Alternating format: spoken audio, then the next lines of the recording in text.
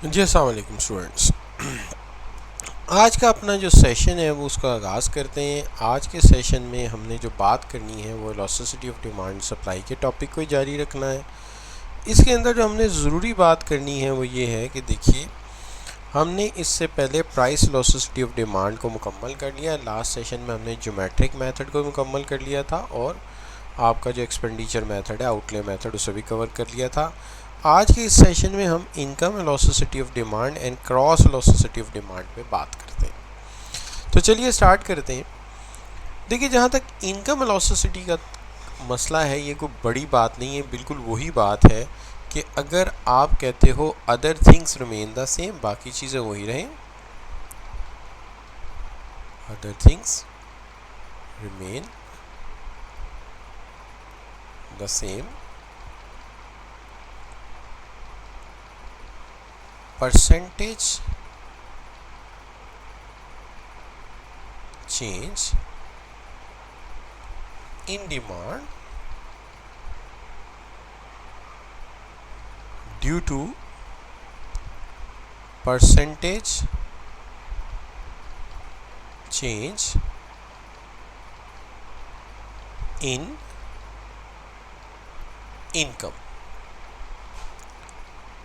यानी यहाँ पे हमने सिर्फ एक फ़र्क डाला है कि इससे पहले percentage change in demand due to percentage change in price था, लेकिन आज हम ये कह रहे हैं कि percentage change in demand due to percentage change in income. Income को हम वाई से डिनोट करते हैं, तो हम कहते हैं कि इनकम में जो चेंज आया है उसके हवाले से हम चेंज देख रहे हैं। तो सिर्फ जो आपका इंडिपेंडेंट वेरिएबल है वो चेंज हुआ है, डिपेंडेंट तो वही रहा है, परसेंटेज चेंज इन डिमांड, और उसकी वजह आपने चेंज कर दी कि पहले इसकी वजह थी चेंज इन प्राइस और अब इसकी वजह है चेंज इन इनकम। जबकि बाकी सारा मुद्दा बिल्कुल वैसे का वैसे ही है, बाकी उसके अंदर कोई भी चीज़ जो है उसके अंदर कोई फ़र्क नहीं है, एग्जैक्टली वही बात है जो हम कहना चाहते हैं। लिहाजा इसके अंदर हम percentage change in demand due to percentage change in income को डिस्कस करेंगे, इसको ज़ेरे बहस लाते हैं। इसके अंदर दो बातें बड़ी अहम। एक बात तो ये है कि यहाँ पर भी जो परसेंटेज चेंज इन डिमांड होगा उसका वही तरीक़ाकार होगा जो आप पहले फॉलो करते रहे, यानी that is Q2 minus Q1, यानी जो क्वांटिटी में चेंज आया है उसको वैसे ही आप मेजर करेंगे, Q2 plus Q1 divided by 2। हाँ, जो इनकम में चेंज है उसका तरीक़ाकार फिर ये होगा कि जो आपकी करंट इनकम है उसमें से प्रीवियस इनकम माइनस हो जाएगी और नीचे उन दोनों की हम एवरेज निकाल लेंगे। इस तरह ये दोनों वैल्यूज़ निकल आएंगी। हाँ, अलबत्ता इनकी इंटरप्रिटेशन का मामला जो है वो अहम है। इनकी जो इंटरप्रिटेशन का मामला है उसके अंदर दो चीज़ें हैं। एक तो इसके जवाब में हमें एक कोफिशिएंट मिलेगा या एक वैल्यू मिलेगी। ये जो कोफिशिएंट मिलेगा या वैल्यू मिलेगी, हम इसको देखेंगे कि ये वैल्यू कितनी आई है। ये वैल्यू जो है 0 से लेके 1 के दरमियान हो सकती है। अगर ये 0 के करीब है तो इसका मतलब है कि इनकम और डिमांड का जो रिलेशनशिप है वो इतना अच्छा नहीं है, ये वीक है। और अगर ये 1 है तो इसका मतलब है स्ट्रॉन्ग रिलेशनशिप है, अगर इस प्रोडक्ट के हवाले से कि अगर इनकम बढ़ेगी तो इसका इफ़ेक्ट इसके ऊपर ज़्यादा आएगा, लेकिन अगर 0.5 है तो इसके ऊपर इफ़ेक्ट जो है वो मॉडरेट आएगा, ज़्यादा असर नहीं पड़ेगा। इसका मतलब है आपकी आमदनी बढ़े और जो क्वांटिटी आप ख़रीद रहे हैं प्रोडक्ट की उसके ऊपर ज़्यादा असर आएगा अगर वैल्यू 1 के करीब आई। अगर 0.5 से कम आई तो इसका मतलब है आमदनी के चेंज होने का इसकी क्वांटिटी पे असर बहुत कम होगा। एक तो ये बात। दूसरी चीज़ है इसका साइन क्या आता है।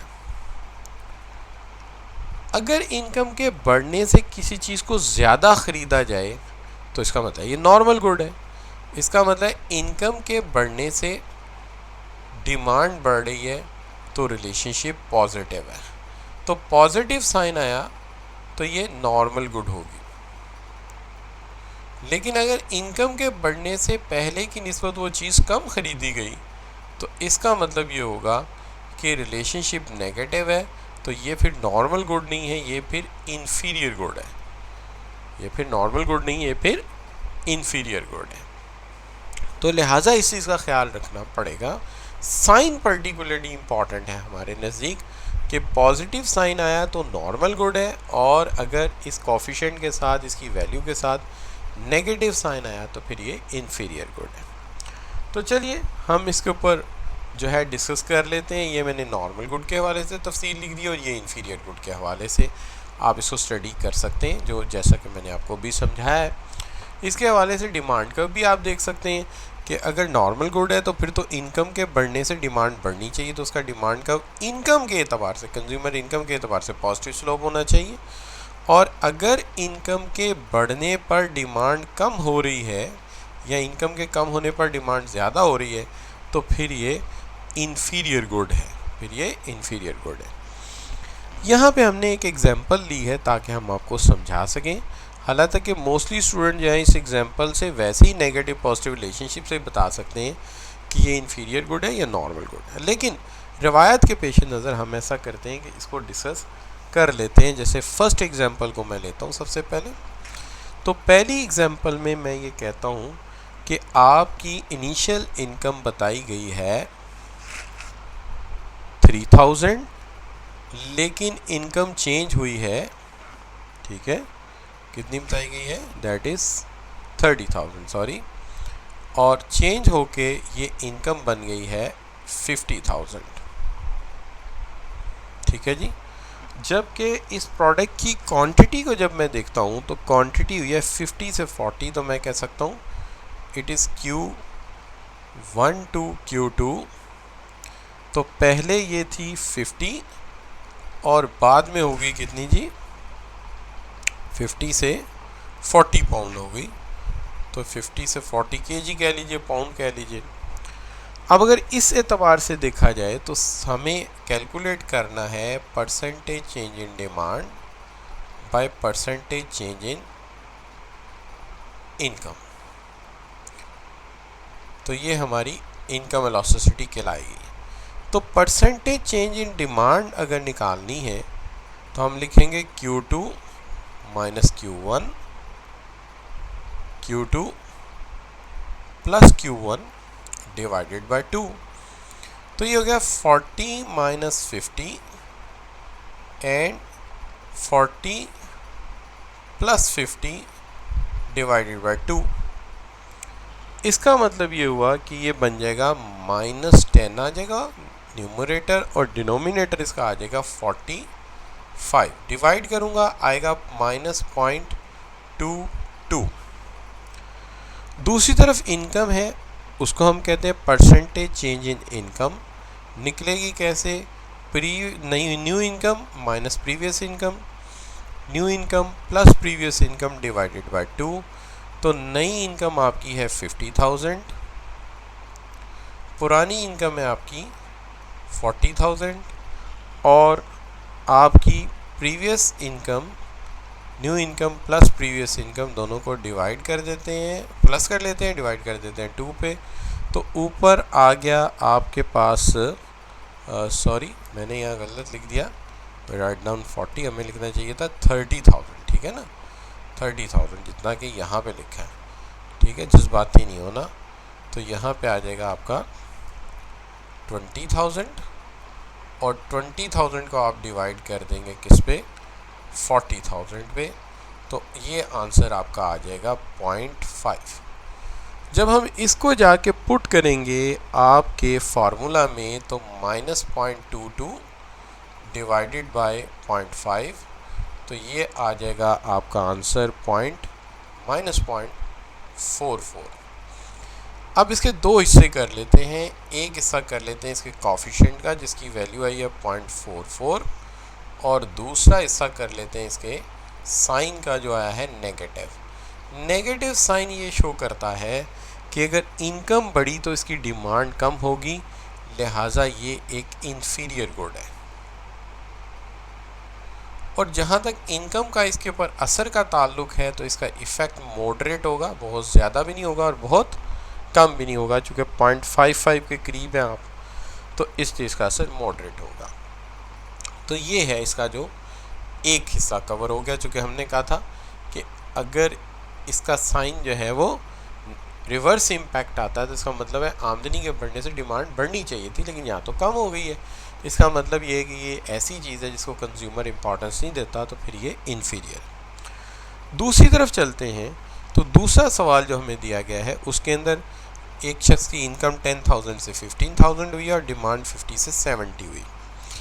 ठीक है, तो बज़ाहिर आंसर तो हमारे सामने है, लेकिन फिर भी हम कैलकुलेट कर देते हैं ताकि कहने वाला ये ना कहे कि देखिए जी हमें ये चीज़ सिखाई नहीं गई। तो देखिए आपकी इनकम जो है वो 10,000 से जो है वो हो गई कितनी जी, 15,000,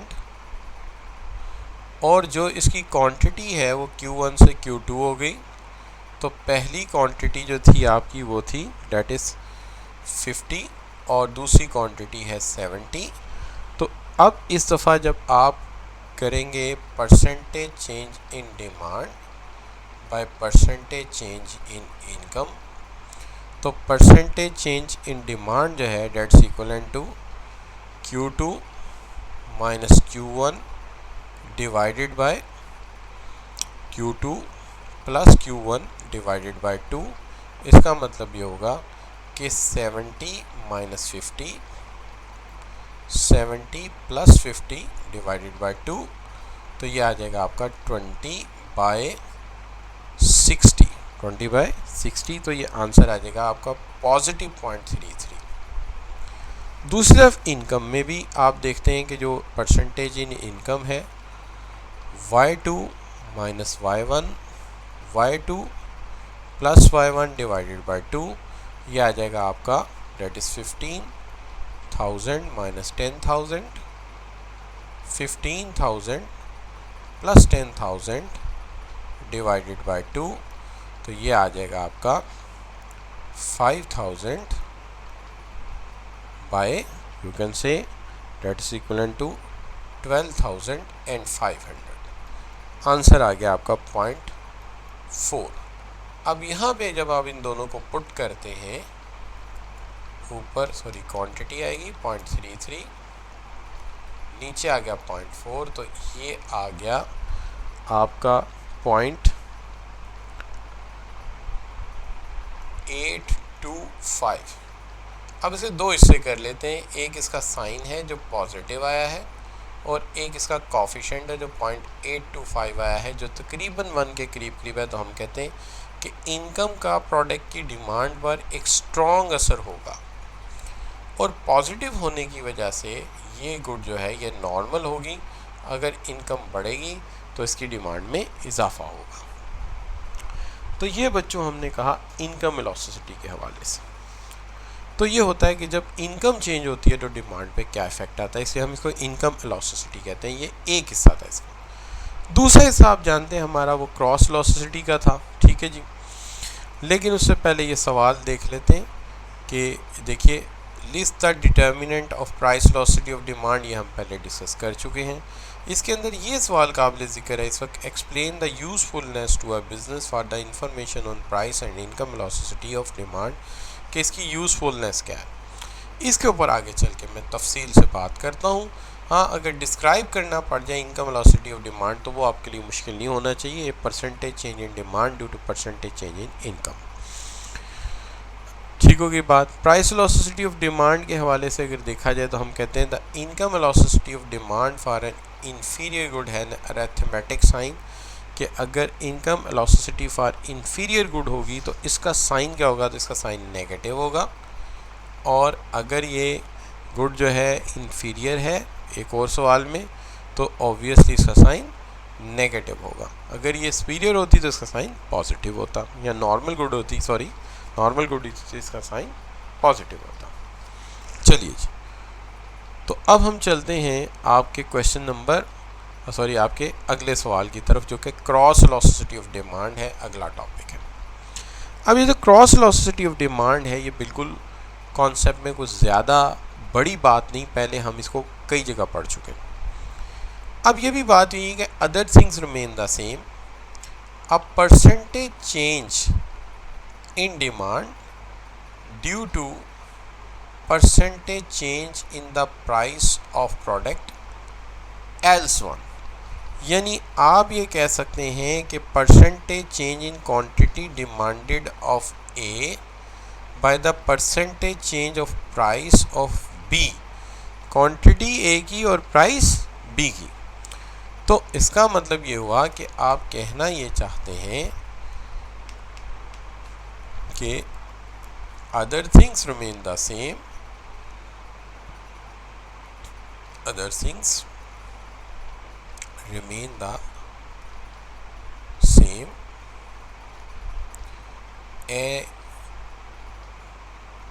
ठीक है जी, other things remain the same, a percentage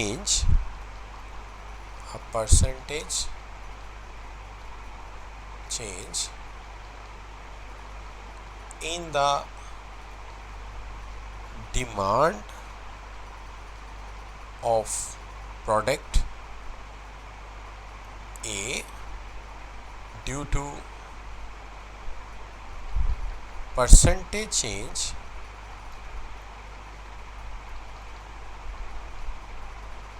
in the price of product B, quantity A की हो और प्राइस B की हो। ऐसा इससे पहले हम चैप्टर 2 में ज़ेरे बहस ला चुके हैं दो केसेस के अंदर, जहां प्राइसेस ऑफ रिलेटेड गुड्स हमने पढ़ी थी। एक हमने पढ़ी थी सब्स्टिट्यूशन गुड्स और एक हमने पढ़ी थी कॉम्प्लीमेंट्री गुड। आपको याद होगा सब्स्टिट्यूशन गुड्स में मैंने मिसाल दी थी आपको जूस और पेप्सी की, और मैंने कहा था जूस अगर मेरा इस वक्त ज़ेरे बहस प्रोडक्ट है, मेरा रिप्रेजेंटेटिव प्रोडक्ट है, और कोक इसका सब्स्टिट्यूट है, कोक इसका सब्स्टिट्यूट है। तो मैंने मिसाल ये दी थी कि फ़र्ज़ कीजिए प्राइस ऑफ जूस चेंज नहीं होती, प्राइस ऑफ कोक जो है वो कम हो जाती है, तो डिमांड फॉर कोक ज़्यादा हो जाएगी। जब कोक लोग ज़्यादा पिएंगे तो लाजिम नहीं साथ जूस भी पिएंगे, ज़ाहिरी बात है जब कोक ज़्यादा पी रहे हैं तो फिर जूस कम पिएंगे।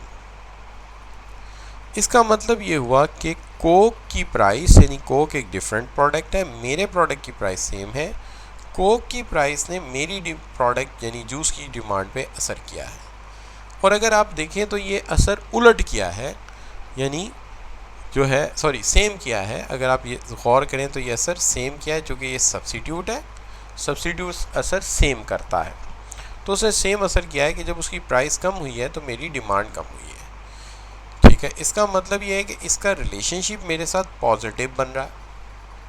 अगर मैं इसके बरक्स भी सोचता तो एक इस एंगल से सोचता कि प्राइस ऑफ जूस सेम है, प्राइस ऑफ कोक ज़्यादा हो गई तो डिमांड फॉर कोक कम हो गई। जब डिमांड ज़ाहिर बात है कोक नहीं ख़रीद रहे, कुछ तो पिएंगे लोग और मेहमान को पिलाएंगे, तो कोक महंगी है वो नहीं पिएंगे तो वो जूस पिएंगे। इस तरह फिर देखा जाए तो जो कोक की प्राइस है उसने मेरी प्रोडक्ट की डिमांड को असर कर दिया, यानी कोक की प्राइस ने जूस की डिमांड को असर किया है। जब वो बढ़ी है तो ये भी बढ़ गई है और यहाँ पे असर सेम है और पॉजिटिव रिलेशनशिप। इससे हमने एक चीज़ आहस की है कि जब हम percentage change in demand of A की बात करें और percentage change in demand price for B की बात करें, यानी ए इस वक्त जो है वो जूस है, तो मैं कहता हूँ percentage change of demand of juice due to percentage change in price of Coke, तो जनाब इनमें रिलेशनशिप पॉजिटिव होगा, यानी इनका साइन पॉजिटिव होगा। इस लिहाज से हमेशा हमें याद रखना चाहिए कि यहाँ दो बातें बड़ी इम्पॉर्टेंट हैं। अगर हम कभी भी क्रॉस वेलोसिटी निकाल रहे हों तो इसका साइन गौर कीजिए कि इसके कोफिशिएंट का साइन क्या है। अगर साइन पॉजिटिव आया है तो ये इस प्रोडक्ट का सब्स्टिट्यूट होगा। ठीक है जी। अच्छा, और दूसरी बात ये है कि इसका कोफिशिएंट की वैल्यू क्या आई है, कोफिशिएंट की वैल्यू क्या आई है, ये भी बड़ी इम्पॉर्टेंट बात है कि इसकी वैल्यू क्या है। अगर इसकी वैल्यू 1 के करीब है तो इनका ताल्लुक थोड़ा मॉडरेट सा है, लेकिन अगर ये 1 से ग्रेटर है, ज़्यादा है, तो इनका ताल्लुक जो है वो ख़ासा स्ट्रॉन्ग है, ठीक है। और अगर इसकी वैल्यू 1 से लेसर है, 0 के करीब है, तो इसका ताल्लुक ख़ासा वीक है, ये फिर हमारे लिए इतना कारगर नहीं है। लेकिन सब्स्टिट्यूट है और उसकी वैल्यू 1 से ज़्यादा है तो हमारे लिए ख़तरा बहुत बड़ा है। इसका मतलब है ये स्ट्रॉन्ग इम्पैक्ट करेगा, और अगर 1 है तो मॉडरेट करेगा, तब भी ये हमारे लिए ख़तरा तो मौजूद है। लेकिन 0 के करीब है तो फिर हमें डरने की ज़रूरत नहीं है इतनी। तो सब्स्टिट्यूट से हमेशा डरना चाहिए, चूँकि वो हमारा कंपेटिटर होता है, वो हमारा लड़ने वाला हमारे साथ होता है, ये हमारे ख़िलाफ़ होता है। लेकिन इसकी प्राइस हमारे ऊपर सेम इम्पैक्ट कर रही होती है। दूसरी तरफ ऐसा होता है कि कॉम्प्लीमेंट्री प्रोडक्ट। कॉम्प्लीमेंट्री प्रोडक्ट वो होते हैं जो जॉइंटली डिमांडेड प्रोडक्ट होते हैं, जॉइंटली डिमांडेड प्रोडक्ट होते हैं। इसके लिए याद होगा हमने मिसाल जो रखी थी अपने लिए, वो रखी थी कि हम क्रिकेट का बॉल बेच रहे हैं और हमारा जॉइंटली डिमांडेड प्रोडक्ट बैट है। तो हमने मिसाल ये ली थी कि अगर बॉल की प्राइस सेम रहती है लेकिन बैट की प्राइस जो है वो कम हो जाती है, तो डिमांड फॉर बैट ज़्यादा हो जाएगी। जब लोग ज़्यादा बैट ख़रीदेंगे तो ज़ाहिर है बैट के लिए हर सूरत बॉल की ज़रूरत होती है, तो बॉल की डिमांड भी ज़्यादा हो जाएगी। इस तरह देखा जाए तो जो बैट की प्राइस है उसने बॉल की डिमांड को इफ़ेक्ट किया है, जबकि उसकी अपनी प्राइस तो सेम है। तो इफ़ेक्ट किया है किसकी प्राइस ने? बैट की प्राइस ने बॉल की डिमांड को इफ़ेक्ट किया है, लेकिन इफ़ेक्ट किया है कन्वर्स, यानी उलट इफ़ेक्ट किया है, नेगेटिव इफ़ेक्ट किया है।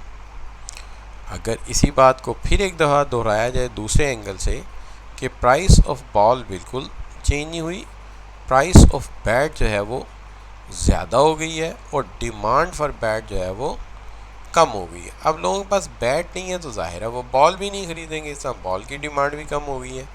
फिर देखते हैं इसी एंगल से, दूसरे एंगल से, तो पता चलता है कि हमारी अपनी प्राइस वही है, लेकिन बैट की प्राइस ने बॉल की डिमांड को इफ़ेक्ट किया है, और ये इफ़ेक्ट जो है ये कन्वर्स किया है, यानी उलट किया है। तो नेगेटिव इफ़ेक्ट किया है कि अगर कॉम्प्लीमेंट्री गुड की प्राइस जो है वो कम होगी, हमारी डिमांड ज़्यादा हो जाएगी, और कॉम्प्लीमेंट्री गुड की प्राइस ज़्यादा होगी तो हमारे प्रोडक्ट की डिमांड कम हो जाएगी। इससे हम एक बात को वाहस करते हैं, और वो ये कि अगर साइन जो है वो नेगेटिव आता है तो ये हमारे लिए अच्छा प्रोडक्ट है, ये हमारा कॉम्प्लीमेंट्री प्रोडक्ट है, ये हमारा कॉम्प्लीमेंट्री या स्पोर्टिव बिजनेस है, तो ये हमारे लिए कारगर है। अब स्पोर्टिव बिजनेस ज़ाहिर है बैट बॉल के लिए, इसी तरह अगर हम पेट्रोल बेच रहे हैं तो टक शॉप, टायर शॉप, ये स्पोर्टिव बिजनेस होते हैं। तो इसको हमें मदद भी दे रहा है और हमें इसकी मदद करनी चाहिए। बाकी इसका जो कॉफिशेंट है उसकी वैल्यू के ऊपर हम बात कर चुके हैं। अगर वो 0 के करीब है तो फिर तो इतना इफ़ेक्ट नहीं करेगा, 1 है तो मॉडरेट करेगा, लेकिन 1 से अगर ज़्यादा है तो फिर तो बहुत ही हमारे लिए मुफीद है ये।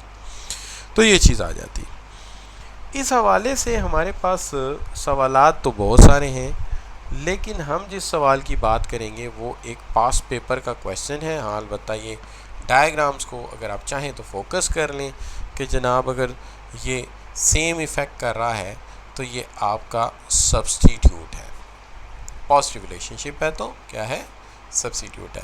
लेकिन अगर नेगेटिव है कि दूसरे की प्राइस आपकी डिमांड को बढ़ा रही है, नेगेटिव इफेक्ट है, तो फिर ये आपका कॉम्प्लीमेंट्री बिजनेस है। तो इसको डायग्राम के हवाले से आप देख सकते हैं, लेकिन बहरहाल ये इस सेंस में आप ये कह सकते हैं कि इतना भी कोई बड़ा अहम मामला नहीं है। चलिए देखते हैं हम। Right A comprehensive note on cross velocity of demand, तो ये तो आप लिख सकते हैं, कोई बड़ा मसला नहीं, 5 मार्क्स के लिए, ठीक है। What is meant by complementary goods and competitive goods and complementary goods.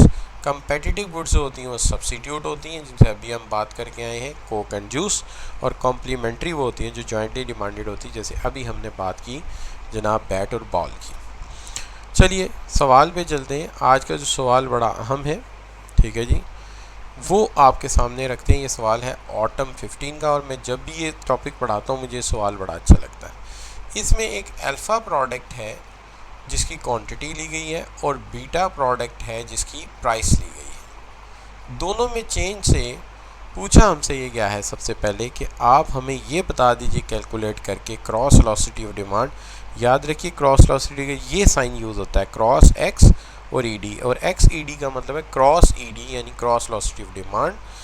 ठीक है जी, 4 मार्क्स के लिए कि सबसे पहले तो आप डिटरमिन करें यानी कैलकुलेट करें, और फिर on the basis of determine above comment कर दें कि वेदर ये गुड ये जो है ये सब्सिट्यूट है या ये इसका कॉम्प्लीमेंट है, जैसे सब्सिट्यूट है या उसका कॉम्प्लीमेंट है। तो 2 सवालात हैं।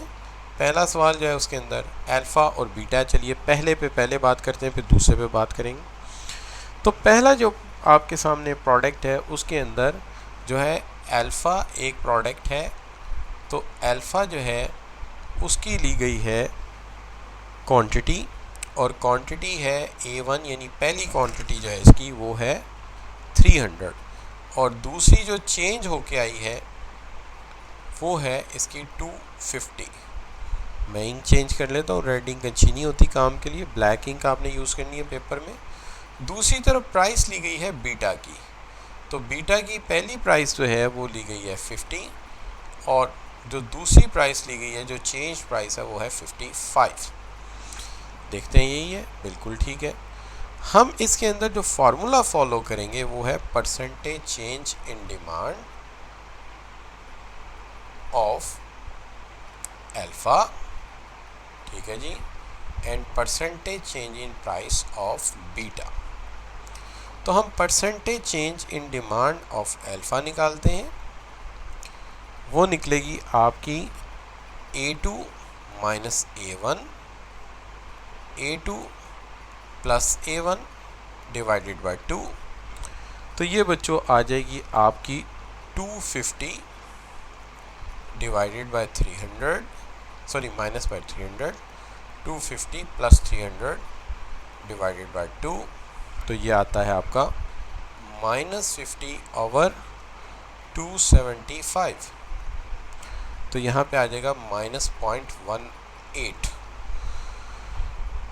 दूसरी तरफ आ जाएगा हमारी प्राइस जो हम निकालना चाहते हैं, प्राइस ऑफ बीटा, ये आएगी आपका B2 minus B1 over B2 plus B1 divided by 2, तो ये बच्चों आ जाएगा 55 माइनस 50, 55 प्लस 50 डिवाइडेड बाय 2, तो ये आ जाएगा आपका 5/52.5, तो ये आपका आ जाएगा 0.095।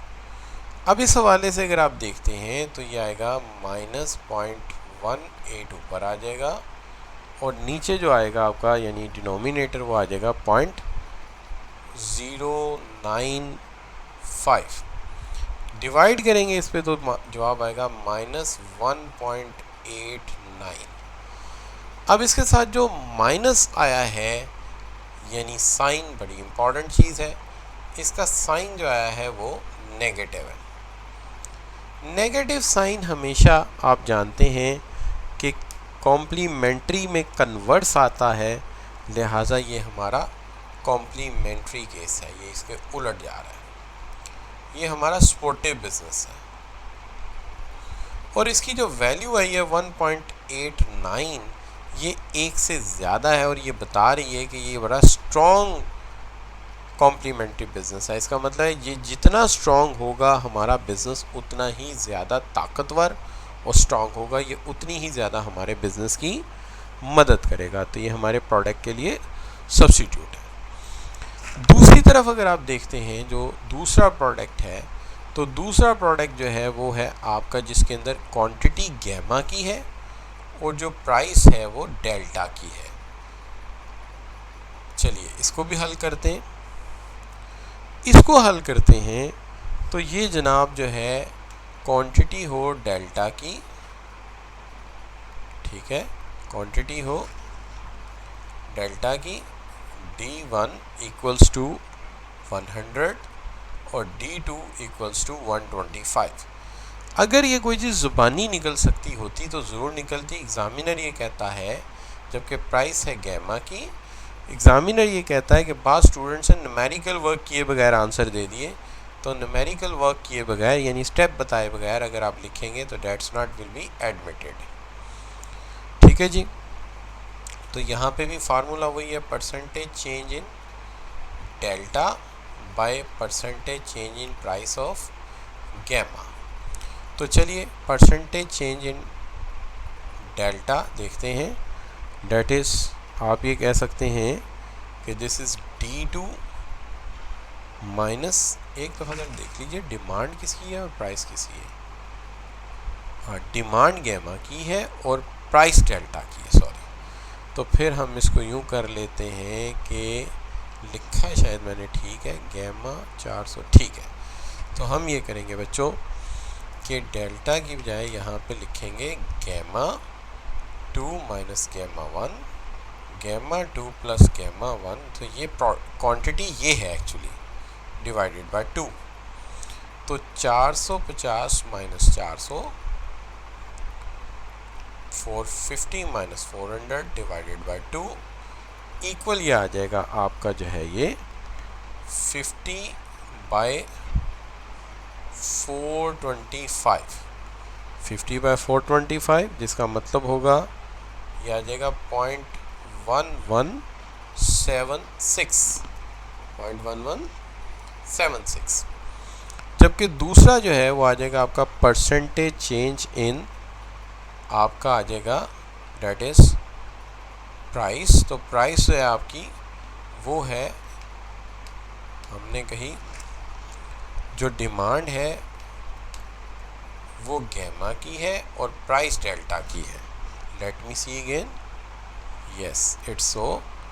तो लिहाजा इस पे गैमा और इस पे डेल्टा, तो D2 minus D1, D2 plus D1 divided by 2। ठीक है, तो ये आ जाएगा बच्चों आपका 125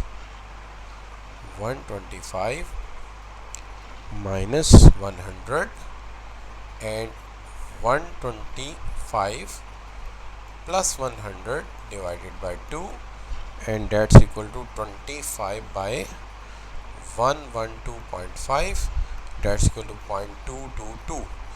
इसका मतलब ये है कि हमें जो वैल्यू पुट करनी है वो करनी है इस तरह से कि 0.1176 यहाँ आ जाएगी और 0.222 यहाँ आ जाएगी। इस तरह ऊपर गैमा आ जाएगा, गैमा की क्वांटिटी आ जाएगी और डेल्टा की प्राइस आ जाएगी। तो ये हमने बिल्कुल ऐसे ही किया है।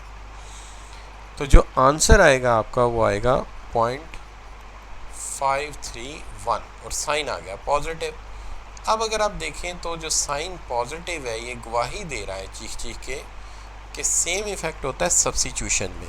तो ये हमारे प्रोडक्ट का सब्स्टिट्यूशन है, ये हमारे प्रोडक्ट का कंपेटिटर है। हाँ, वैल्यू चूँकि इसकी ज़रा 0.5 तक आई है तो आप ये कह सकते हैं कि इस लिहाज से ये मॉडरेट या ज़रा वीक किस्म का कंपेटिटर है, लेकिन बहरहाल ये कंपेटिटर है।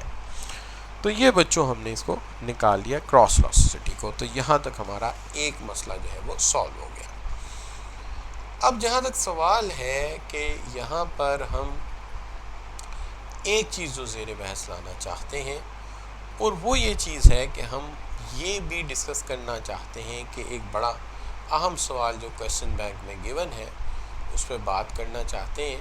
और वो सवाल जो है वो कुछ इस तरह से है कि जैसे आप ये कह सकते हैं कि इसकी इम्पोर्टेंस क्या है।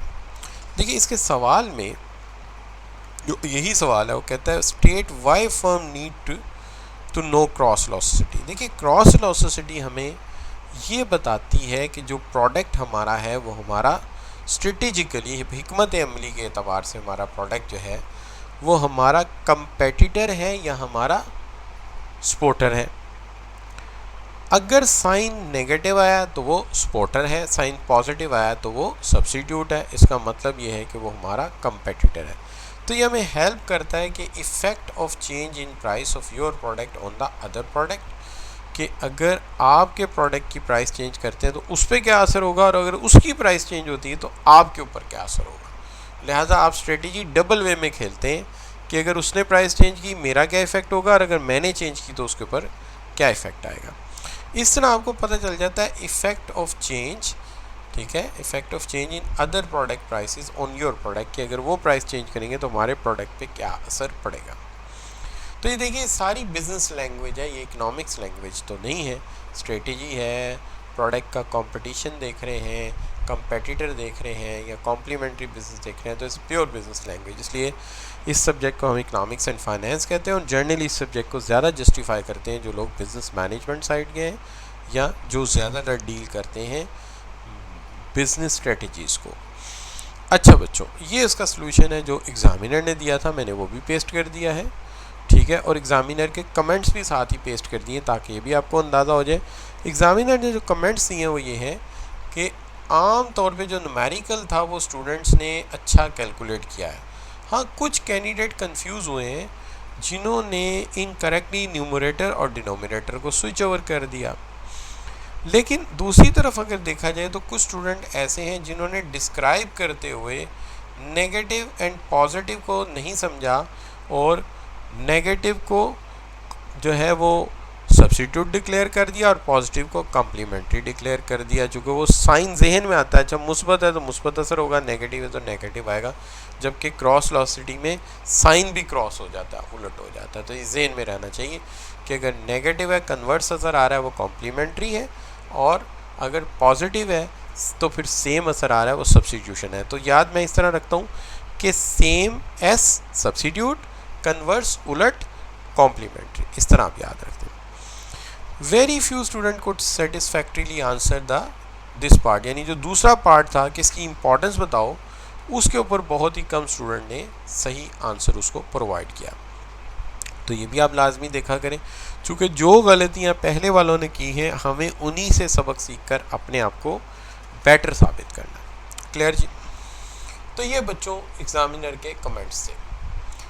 अब ये जो सवाल है ये ऑलरेडी मैं आपको डिस्कस कर चुका हूँ, ठीक है। ये सवाल जो है इसके अंदर describe the concept of price elasticity of demand and income elasticity of demand. देखिए प्राइस इलास्टिसिटी को आप आराम से डिस्क्राइब कर सकते हैं percentage change in demand due to percentage change in price, और जो इनकम इलास्टिसिटी है उसमें सिर्फ ये फ़र्क पड़ेगा कि प्राइस की जगह इनकम आ जाएगी और आप कहेंगे a percentage change in demand due to percentage change in income.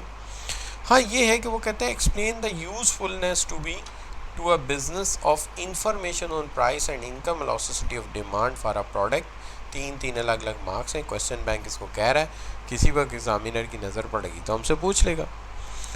वो क्या कहते हैं? वो ये कहते हैं जनाब कि बात ये है कि प्राइस इलास्टिसिटी ऑफ डिमांड जो है वो क्यों ज़रूरी है। प्राइस इलास्टिसिटी ऑफ डिमांड हमें ये बताती है कि अगर हम जो है क्या इफ़ेक्ट होगा अगर हम प्राइस इंक्रीज़ करते हैं तो टोटल रेवेन्यू पे क्या असर होगा। प्राइस इंक्रीज़ करने ज़ाहिर है डिमांड कम होगी, लेकिन अगर हमें अंदाज़ा हो जाए उसकी इलास्टिसिटी का तो हम उसके टोटल रेवेन्यू का इम्पैक्ट पहले ही पता कर लेंगे, तो हम गलती नहीं करेंगे। दूसरी बात यह है कि हमें प्राइस का डिसीजन लेते वक्त अंदाज़ा हो जाएगा कि कितनी प्राइस रेज करने पर या कम करने पे हमारे रेवेन्यू पे असरात क्या होंगे, हमारे कैश फ्लो पे असरात क्या होंगे। और इसी तरह इन इलास्टिक प्राइस की सूरत में हमें पता चल जाएगा कि कितनी प्राइस चेंज करने पे सेल पे कोई इम्पैक्ट नहीं आने वाला, क्योंकि इन इलास्टिक डिमांड का मतलब ये है कि we can make big money by increasing price. तो हम प्राइस बढ़ा सकते हैं, ठीक है। और price elasticity of demand factor impact cost and the profit maximization, के अगर कॉस्ट चेंज होती है तो इसका इम्पैक्ट प्रॉफिट मैक्सिमाइजेशन पे किस तरह से होगा। उसके नतीजे में जब हम प्राइस चेंज करेंगे तो हमारी प्रॉफिट मैक्सिमाइजेशन पे क्या असर पड़ेगा, ये भी हमें इससे क्लियर होता है। तो ये है प्राइस इलास्टिसिटी। इनकम इलास्टिसिटी की जब बात करते हैं तो इससे पता चलता है कि हमारी गुड का नेचर क्या है, ये नॉर्मल गुड है या इन्फीरियर गुड है। याद होगा हमने कहा था कि अगर इनकम के बढ़ने से डिमांड बढ़ती है तो नॉर्मल गुड है, और अगर इनकम के बढ़ने से डिमांड कम होती है तो इन्फीरियर गुड है। तो पहले तो हमें नेचर समझ आ जाएगा। दूसरी बात ये हमें ये पता लगेगा कि हमारी इनकम कितनी चेंज होने से डिमांड पे कितना असर पड़ता है। इससे हम फैसला करेंगे कि अगर किसी ख़ास मुल्क में इनकम बढ़ रही है तो हमें अपने बिज़नेस को वहाँ स्विच कर लेना चाहिए। जैसे ब्राज़ील, रशिया, इंडिया, चाइना, जहाँ इनकम बढ़ रही है तो बहुत सारी मल्टीनेशनल वहाँ स्विच कर गई, चूँकि उन्हें पता है कि यहाँ इनकम बढ़ी है तो यहाँ डिमांड भी बढ़ेगी। डिमांड बढ़ेगी तो हमारी गाड़ियाँ, हमारे प्रोडक्ट्स यहाँ ज़्यादा बिकेंगे। तो लिहाजा ये बहुत बड़ी बिजनेस स्ट्रेटेजी है जो ओवरऑल मल्टीनेशनल और बड़ी कंपनीज फॉलो करती हैं। इसी तरह से स्विचिंग ऑफ रिसोर्सेज, अब यहाँ पे भी वही बात आ जाती है कि देखिए जो बिजनेस स्ट्रेटेजी जानता है वही आपको कोई 4 अच्छी एग्जांपल इसमें कोट कर सकता है और इस बात को समझा सकता है। अब इसमें switching off resources from production of goods, कि हम उन प्रोडक्शन ऑफ गुड्स से रिसोर्सेज निकाल सकते हैं जहाँ पे इनकम वेलोसिटी लेस है, यानी वहाँ आमदनी बढ़ने पे भी कोई असर नहीं होना, लेकिन जहाँ इनकम वेलोसिटी हाई है हम वहाँ पे क्यों ना इन्वेस्टमेंट करें कि लोगों की इनकम बढ़े और हमारी सेल बढ़े, दोनों तरफ हमें बेनिफिट हो। तो this is what we are asking about the change of income effect on that. तो यहाँ पे हम आज का टॉपिक जो है इसको वाइंड अप कर लेते हैं। होप आपको समझ आई होगी। कोई क्वेश्चन हो तो आप व्हाट्सएप ग्रुप में पूछ सकते हैं। Thank you very much for joining. अल्लाह हाफिज़।